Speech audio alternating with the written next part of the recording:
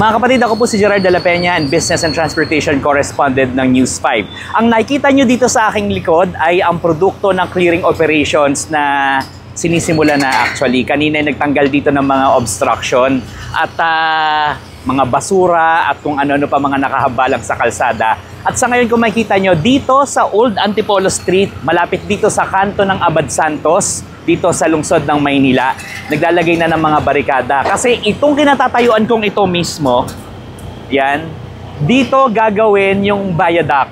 So ang viaduct parang ito. Yan yung connector road. NLEX, SLEX connector road, parang ganyan. Yung viaduct na yan, dyan ilalagay yung relays ng North-South Commuter Railway. So dito itatayo. Kung familiar kayo doon sa ginagawang NSCR doon sa Bulacan, karugtong yun nito. So napaka-crucial nitong area na ito dahil kung familiar kayo doon nga sa Bulacan, halos patapos na yung mula Valenzuela hanggang sa parteng Bulacan, Malolos, Giginto, Balagtas, and other stations. At yun, tuloy-tuloy yun hanggang Clark. Ngayon, ito hindi ito masimulan dahil sa right-of-way issues. So, kung makikita nyo, dito sa likod ng barricade na to, nakarin natin, malapit lang naman. Dito sa likod ng barricade na yan, ayan, this is about more than a kilometer. This one at yung patawid dun sa kabilang side. Meron dyang mga more or less 50 structures, kasama na yung isang simbahan dyan, mga bahay at may eskwelahan pangaraw.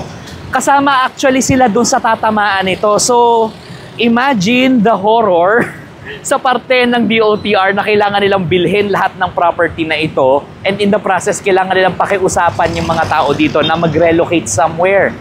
Ngayon, nagkaroon ng adjustment dun sa design ng DOTR dito sa kanilang viaduct na gagawin. So hindi na kailangang bilhin itong mga property na ito. Hindi na sila kailangan paalisin. So tuloy ang ligaya, tuloy ang construction.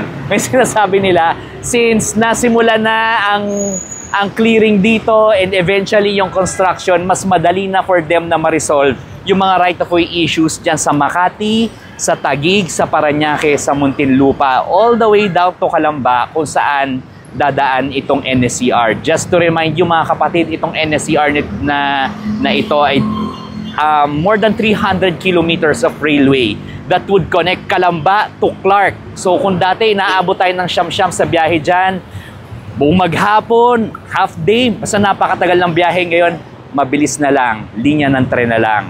Alright? Good afternoon po, magandang araw po mga kapatid.